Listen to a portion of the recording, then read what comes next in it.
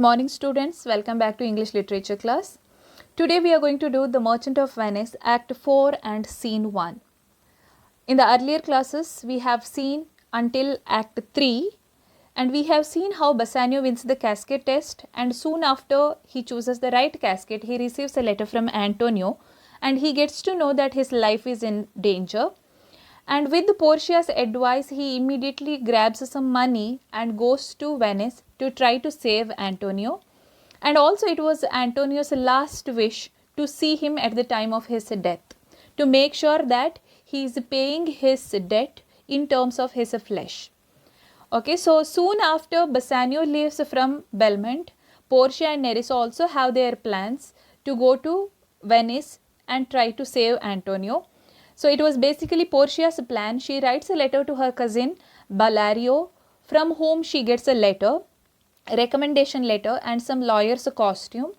So along with that, she goes in the ship with Nerissa, and on the way to Venice, she briefs Nerissa about her plans, and until then even Nerissa didn't know what is going to happen. Then even Nerissa gets to know that soon they are going to meet their husbands and at the same time try to save Antonio. And finally they all have reached Venice, and no one could recognize Portia and Nerissa because since they were in boys' costume, like a young lawyer. So Portia was dressed as a young lawyer. She had come there on recommendation of Bellario, and on the other hand Nerissa was her clerk. So that was their plan. Now let us continue from there. Act 4 and Scene 1. It takes place in Venice, a court of justice. Enter the Duke, the Magnificos, Antonio, Bassanio, Gratiano, Cellario and the others. So one thing to note here is, today we have a court will have a judge to give the judgment. But in olden times in Venice, it was always the Duke. Duke is like a king. He himself would give justice. So he is the topmost head of that justice. Okay, so he would be the judge. So here Duke enters the court along with Antonio, Bassanio, Gratiano, Cellario, all the friends are there. So Antonio is the person who is the victim now. Let us continue. Duke says, what is Antonio here? So as soon as the judge enters the court, he is checking whether the opponent parties are there. So one is Antonio. So is Antonio here? He is making sure that Antonio has come. Antonio says, ready, so please your grace. So yes sir, I am here, I am ready, so please your grace, you can go ahead with the proceedings. Now Duke says, I am sorry for thee. Thou art come to answer a stony adversary, an inhuman wretch, incapable of pity, void and empty from any dram of mercy. So even Duke himself is feeling sorry for Antonio. The judges are the people who is not supposed to take any sides. So even Duke, he is not going to take any sides, but later on, once the proceedings begin. Now the opponent party, Shylock, is yet to arrive, and until then Duke is showing the friendliness towards Antonio. So he genuinely feels sorry for Antonio.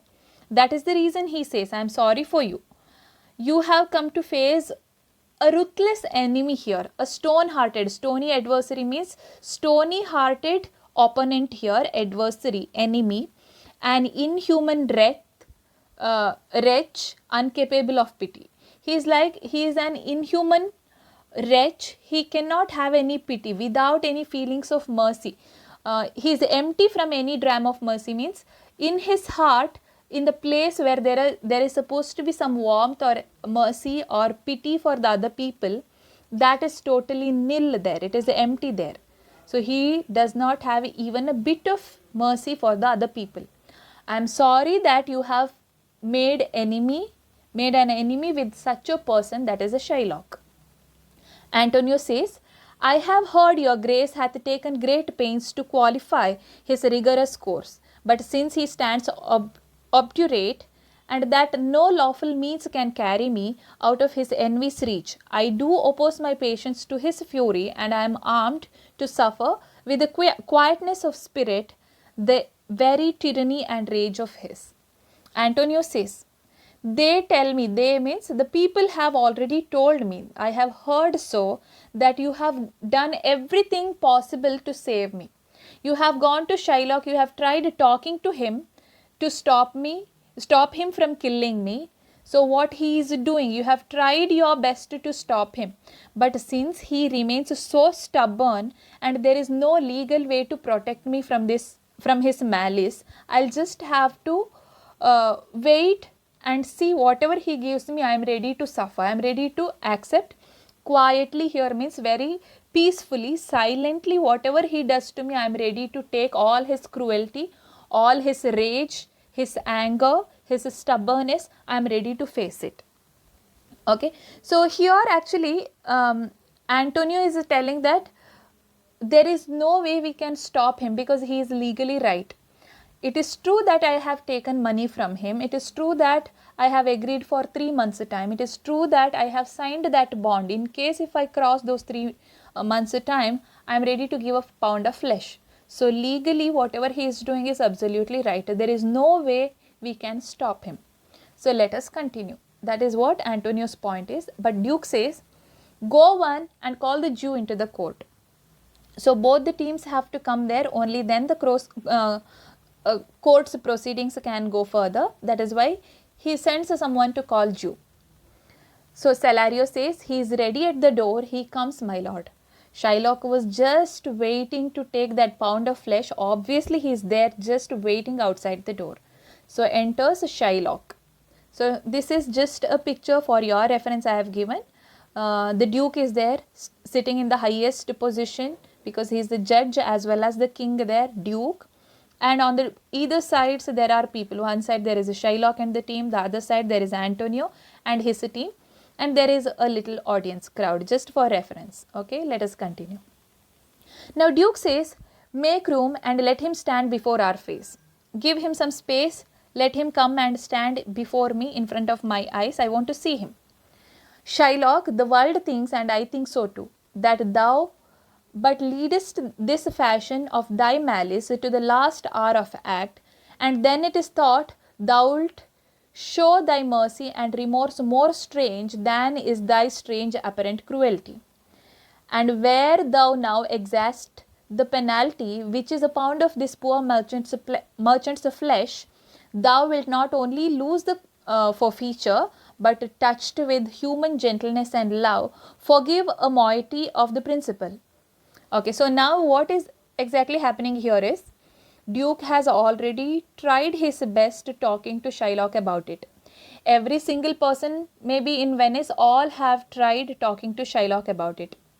And if you notice here, on the Shylock's side, there is no one. Maybe at the most there is Tubal, and other than that, no one else is there on the Shylock's side. All are in support of Antonio. All are Antonio's friends. Okay, even Jessica, Shylock's daughter herself, has turned to be a part of Christianity now. So Shylock has no one with him, okay, who is supposed to be there standing without taking any sides is Duke. Now he himself is talking on Antonio's behalf. Okay, so earlier he has spoken to Shylock in nicer words. He has tried his best to convince Shylock. He knows that Shylock is quite stubborn. He is not ready to change his mind. So as a last attempt, Duke is taking another way to convince him. This is the way, for example, when a little child, she refuses to eat her food. Okay, she does not want to empty her food. If the parents go and threaten her, you have to finish that food. Will the child eat? She will not eat. She will get even more stubborn. Okay, so that is how the little children are. So what do we do as a parents? What the parents usually do to the little children, they will try to pamper them. Okay, they will try to tell that she is such a nice girl, she finishes her food within no time. If you want, you can close your eyes, and when you open it, within 1 minute that plate will be empty. So that is how they try to tell the child indirectly, and the child listens to it and feels proud of herself, empties the plate. So that is a kind of a tactic, right? The exact same tactic even Duke is trying to show on Shylock here. So he says, Shylock, everyone thinks, and I agree, that you are just pretending to be cruel. In reality, you are not cruel, isn't it? So they think that at the last second you are going to show mercy and pity, which will be more surprising than the bizarre cruelty that you seem to be showing now. So he's trying to say that we all have seen how much of cruelty you are showing against Antonio, but I know personally that you're just showing it off that you are very angry, you want to just teach him a lesson, but the last minute when you are about to take a pound of flesh, you are going to show him some mercy and pity and leave him, isn't it? That is how you are going to that's how you are planning to save him. So that is what Duke says now. A pound of this poor merchant's flesh, they think you will not only let it go, but out of humanity and love, you will forgive some portion of the principal he owes to. So he's telling that in the last minute, it is not just you are going to let him go without taking his pound of flesh, let him survive, but at the same time, from the principal amount, that is the original amount, without adding any interest, the original amount is 3000 ducats. From that, a small part of it, you are going to just let go of it and take the remaining part and let go of this poor merchant, isn't it? Okay. Thou wilt not only lose the forfeiture, but touched with human gentleness. You have that human gentleness and love within you to forgive that principal amount. So he tries to convince that way to Shylock now. He says, glancing an eye of pity on his losses that have of late so huddled on his back, and now to press a royal merchant down and pluck a commiseration of his state from brassy bosom and rough hearts of flint, from stubborn Turks and Tartars, never trained to offices of tender courtesy. We all expect a gentle answer due. So he says that just look at that poor merchant. He just suffered a huge loss. None of his ships have come back. So all this year's money, whatever he is supposed to get, his income is all gone into the sea. Look at the huge losses he had at sea this year. So looking at his recent losses, which have been large enough to send even the greatest merchant out of business. So that is such a huge loss he has already suffered, and you won't make it even harder for him, isn't it? Make it even most hard-hearted Turk or Tartar feel sorry for him. Even the most hard-hearted people, stone-hearted people, angry people, even they are capable of showing some sympathy. So what do you say, Shylock? We all expect a nice answer from you. So that is the final try Duke is trying to make. Shylock says, I have possessed your grace of what I purpose, and by our holy Sabbath I have sworn to the due and forfeit of my bond. If you deny it, let the danger light upon your charter and your city's freedom. So he is in another way trying to talk back to Duke. He says, I have already told you what I intend to do. So there is no question of changing my mind. And I have sworn by the holy Sabbath to seek the penalty. This is due according to the contract. So on top of that, no more compromising. On top of that, I have also sworn on my holy Sabbath. Holy Sabbath is his book, maybe the Saturdays, what is special for the Jews. On that he has sworn, he has taken an oath that I will go ahead with my contract. So that is this bond. So by no way can I change my mind. If you refuse me to do that, then your city's charter and its freedom are endangered. That means there are people who visit your city. So what will they think of you? The Duke himself is being very partial. So it is a bad name for you and your city if you go against the bond. You're going to ask me why I'd rather have a pound of flesh. So he says, I'll not answer that. Where are we? One second.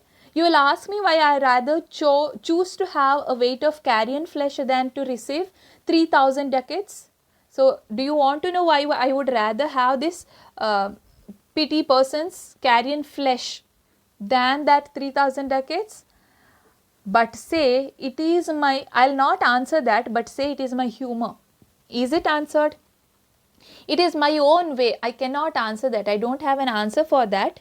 From taking this decaying flesh from Antonio's body is what matters to matters the most to me.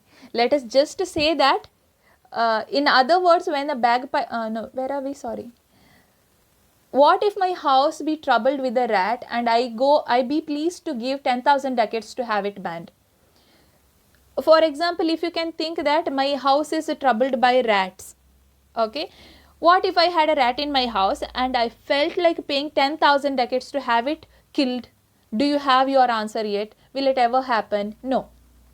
Okay, even 10,000 giving money to compromise the trouble he has given to me, it will not be equal. I would rather kill that rat than taking any amount of money for spoiling my house. It is the same thing here. Are you answered it? Did you get your answer? Some men there are love not a gaping pig, some that are mad if they behold a cat. Okay, and others, when the bagpipe sings, I the nose, I cannot contain their urine, for affection, mistress of passion, sways it to the mood of what it takes or loathes. So he is trying to say that every human being is different. There are some men out there who love not a gaping roasted pig. So Jews actually hate the pig. They cannot have pig's meat. Okay. So he is telling that there are people who cannot have pig, and there are people who do not like the cutest cat maybe. Okay, or maybe there are people who go crazy if they see a cat, and there are other people who cannot help urinating when they hear bagpipes. They are so scared that hearing the bagpipes sound they might urinate. There is no sense trying to explain people's likes and dislikes, because every single person is very different. But our force must yield to such inevitable shame as to offend himself being offended. So, can I give no reason, nor I will not. More than a lodged hate and a certain loathing I bear Antonio, that I follow thus a losing suit against him. Are you answered? So, this is like his final verdict. He is telling that this is it. There are people who are very different from each other. So, I don't have to give a particular reason. I don't have a reason. I can't give a reason other than the simple hate and loathing or the anger that I feel against Antonio. That is the only reason I can give. I just want his flesh. I just want him to be dead. That's all I can say. Why I am pursuing this unprofitable case against him? Does that answer your question? I have so much of an anger that this is very unprofitable for me. That pound of flesh will not do any good to me, because rather if I had taken that amount of money what you are offering, if I had taken that would have been much more profitable. Or if I had charged interest, that would have been profitable, like how he otherwise does it to all the people. But rather it is very unprofitable for him. He cannot even eat that flesh. It is just out of hatred he is feeding his revenge that flesh. That is the only reason he wants to take the flesh. There is no particular answer. Now Bassanio says, this is no answer, thou unfeeling man, to excuse the current of thy cruelty. So Bassanio is coming in between. Till now it was only Duke and Shylock. Now Bassanio says, that is not an answer, you heartless man. It doesn't excuse your cruel behavior. It just does not justify your cruel behavior. You are such a heartless person. And Shylock says, I am not bound to please thee with my answers. I am not here to please you with my answers. I don't care. Okay, but I just want Antonio's flesh. Bassanio says, do all men kill the things that they do not love? Does it mean that everyone kill whatever you don't like? Do you go around killing such things? Shylock says, hates any man the thing he would not kill? Does anyone hate something does anyone hate something and not want to kill it? If you hate something very much, then just you want to end it, just want to kill it. That is the exact kind of revenge even Shylock is feeling right now. Okay, Bassanio says, every offense is not a hate at first. Bassanio says, disliking something, it doesn't mean the same thing as hating it. Those two are different things. Disliking and hating are two different terms. But Shylock says, what wouldst thou have a serpent sting thee twice? Antonio is like a serpent, like a snake, Who would allow a snake bite you 2 times? He has already bit me once with all those bad words, spitting on me in public places, shouting at me, and stopping all my gains. Okay, he has spoiled my bargains, my profit, everything. So he has already bit me once. Who would let him bite me twice? Am I that fool?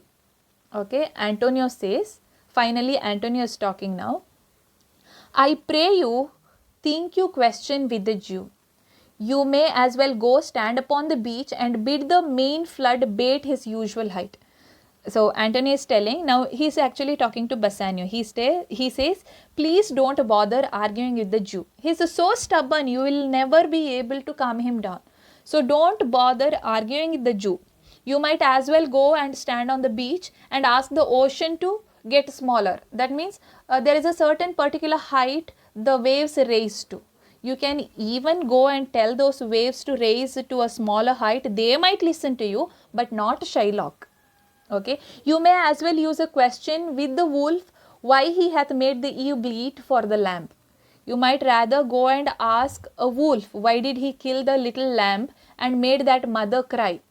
The wolf might at least answer, because even wolf is much more gentle than Shylock.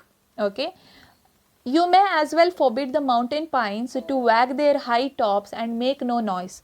Pine forest, pine trees are known to be making that huge ruffling noise. Do you remember the short story you have read, A Face in the Dark? So he comes across, Oliver, he comes across that pine forest. So we have learnt even in that lesson how when the wind blows, the pine trees make a huge ruffling noise. So he says, even if you go and tell the pine trees not to make noise, they might at least listen. There are such chances. But stopping Shylock, it is never going to happen. When they are threatened with the gusts of heaven, you may as well do anything most hard and seek to soften that than which what is harder. Okay. So any impossible things you can try to make it work, soften that, but except for this Jewish heart. It is the hardest things you can imagine. Which is harder? His Jewish heart is the most hard thing. Therefore, I do beseech you, make no more offers, use no further means, but with all brief and plain conveniency, let me have judgment and the Jew his will. So don't look for other ways to stop him now. Don't try to bring so many other things. Just let me receive my punishment. Let him take whatever he wants, his penalty, let me give it to him. And Bassanio says, for thy 3,000 ducats, here is 6. Bassanio is not ready to give up yet.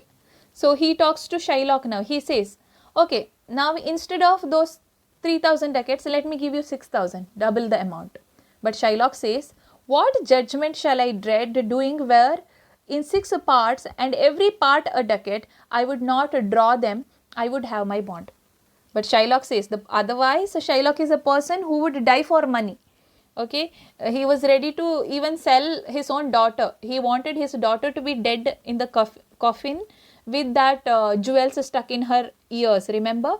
So he is so eager to get money-minded person. He himself is telling now, look at that, even if you give me 6 times of that money, that is, he is already offering 6,000 ducats, 6 times of it is 36,000 ducats if you give me also, still I wouldn't accept it.